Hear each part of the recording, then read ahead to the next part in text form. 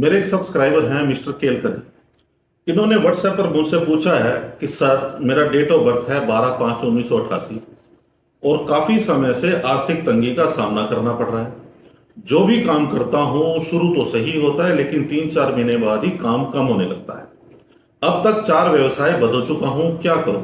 Numerology के हिसाब से कोई सुझाव दें। तो दोस्तों, आज हम इसी विषय पर आपसे बात करने वाले हैं।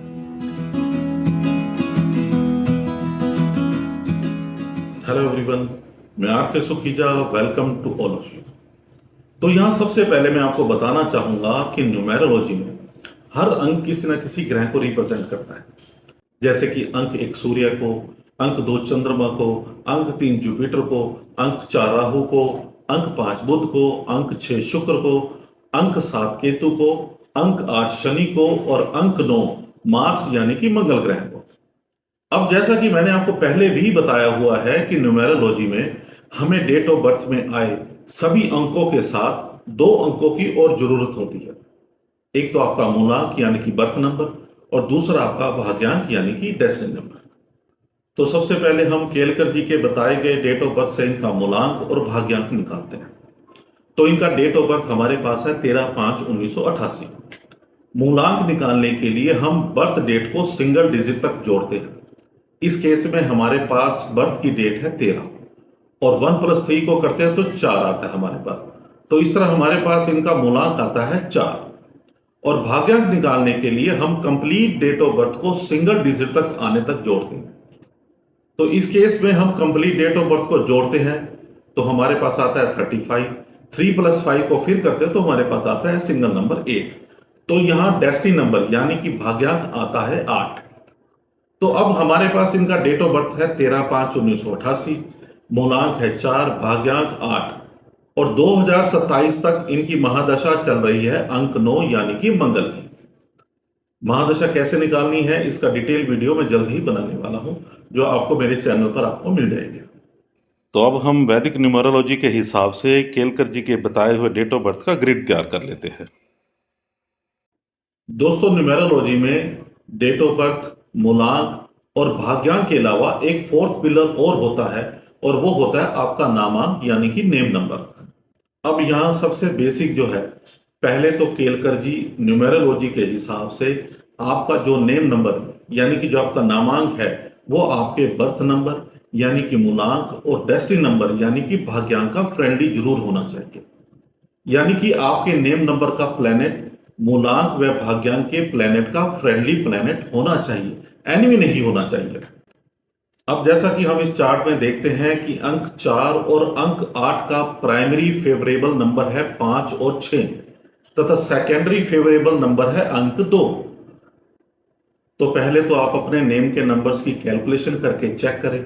अगर टोटल नेम नंबर 5 या 6 आता है तो ठीक है, अगर नहीं है तो आप उसे सही करें, जो कि बहुत जरूरी है। अपने नेम नंबर को कैसे चेक करना है और कैसे उसकी करेक्शन करनी है उसके लिए मैंने पहले एक वीडियो बनाई हुई है, जिसका लिंक मैंने नीचे डिस्क्रिप्शन बॉक्स में दे दिया है, आप उसे देख सकते हैं। यहां एक बात और भी ध्यान में रखना है कि फाइनल नेम नंबर से पहले टोटल नेम के नंबर्स को जोड़ने पर जो 2 डिजिट का नंबर आता है उसे कंपाउंड नंबर कहते हैं। वो भी सही होना चाहिए, उसे भी जरूर चेक करें। कौन सा कंपाउंड नंबर सही है या नहीं उसकी भी डिटेल वीडियो मैंने बनाई हुई है, आप देख सकते हैं। उस वीडियो का लिंक भी नीचे डिस्क्रिप्शन बॉक्स में दिया हुआ है।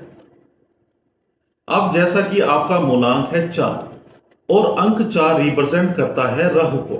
राहु यानी कि इल्यूजन, तेज दिमाग, शार्प मेमोरी, शॉर्टकट, सब कुछ जल्दी जल्दी और मेहनत से ज्यादा की डिमांड भी करता है और मेहनत से कई गुना फल देने की क्षमता भी रखता है। अगर अंक 4 बर्थ चार्ट में और टाइम्स यानी कि 1 बार या 3 बार हो तो अंक 4 की एनर्जी डिस्टर्ब होती है और वो लाइफ में नेगेटिव रिजल्ट देता है। और आपका भाग्यांक है अंक 8 और अंक 8 रिप्रेजेंट करता है शनि को। शनि यानी कि न्याय, कर्म फलदाता, जितनी मेहनत उतना फल, मोर स्ट्रगल, नो शॉर्टकट और डिसिप्लिन। अगर बर्थ चार्ट में अंक 8 भी और टाइम्स यानी कि 1 बार हो या 3 बार हो तो अंक 8 की एनर्जी डिस्टर्ब होती है। शनि लाइफ में ज्यादा स्ट्रगल देता है, बने हुए काम बिगड़ते हैं या जीवन में फिजिकल या फाइनेंशियल प्रॉब्लम आती है। तो सबसे पहले तो आपका अंक 4 और अंक 8 की एनर्जी ऑलरेडी डिस्टर्ब है। दूसरा, न्यूमेरोलॉजी में अंक 4 और अंक 8 का रिलेशन फ्रेंडली नहीं है, दोनों एक दूसरे के एनिमी हैं। अब यहां एक तो मूलांक व भाग्यांक का रिलेशन फ्रेंडली नहीं है, दूसरा दोनों की एनर्जी भी डिस्टर्ब है, जिसकी वजह से आपको लाइफ में प्रॉब्लम आ रही है। अब फाइनल सॉल्यूशन आपके लिए ये है कि सबसे पहले तो आप अपने नेम नंबर्स को ठीक करें और अंक 4 यानी कि राहु की एनर्जी को बैलेंस करने के लिए 9 मुखी रुद्राक्ष को पहने और अंक 8 यानी कि शनि की एनर्जी को बैलेंस करने के लिए 17 मुखी रुद्राक्ष को पहने और दोनों रुद्राक्ष को आपने अपने बाएं हाथ में पहनना है। यहां आप राहु का जेमस्टोन गोमेद और शनि का जेमस्टोन नीलम यानी कि ब्लू सफायर भूल कर भी मत पहनना, समस्याएं और बढ़ सकती हैं। रुद्राक्ष ग्रहों की एनर्जी को बैलेंस करते हैं। यदि किसी ग्रह की एनर्जी नेगेटिव है तो पॉजिटिव में कन्वर्ट करते हैं, उनके खराब फलों को अच्छे में कन्वर्ट करते हैं। यदि आपके चार्ट में कोई ग्रह अच्छा है और आप उसका रुद्राक्ष पहन लेते हैं तो भी उसके पॉजिटिव फल को और पॉजिटिव करते हैं, खराब फल कभी नहीं देते। तो केलकर जी, राहु और शनि के अच्छे परिणाम के लिए, इन दोनों की एनर्जी को बैलेंस करने के लिए अगर आप 9 मुखी और 17 मुखी रुद्राक्ष को धारण करते हैं तो आपके लिए लाभकारी होगा। लाइफ में आ रही फाइनेंशियल प्रॉब्लम आपकी दूर हो जाएगी, ऐसा मेरा मानना है। रुद्राक्ष 2 तरह के आते हैं, एक तो इंडोनेशियन, दूसरा नेपाली। नेपाली रुद्राक्ष साइज में बड़े होते हैं और महंगे होते हैं और इंडोनेशियन साइज में छोटे होते हैं और नेपाली रुद्राक्ष की तुलना में काफी सस्ते होते हैं। नेपाली रुद्राक्ष जल्दी असर करते हैं और इंडोनेशियन रुद्राक्ष थोड़ा समय लेते हैं अपना असर दिखाने में, लेकिन over the period of time result दोनों का सेम ही होता है। आप अपनी क्षमता के अनुसार कोई भी खरीदकर पहन सकते हैं। मार्केट में रुद्राक्ष से मिलते जुलते बद्राक्ष भी आते हैं जो कि जहरीले होते हैं, जो आपकी हेल्थ को नुकसान भी पहुंचा सकते हैं। इसके अलावा कुछ नकली भी मिलते हैं जिनको पहनने से कोई लाभ नहीं होता, सिर्फ पैसे का नुकसान ही होता है, इसलिए उन्हें खरीदने से बचें।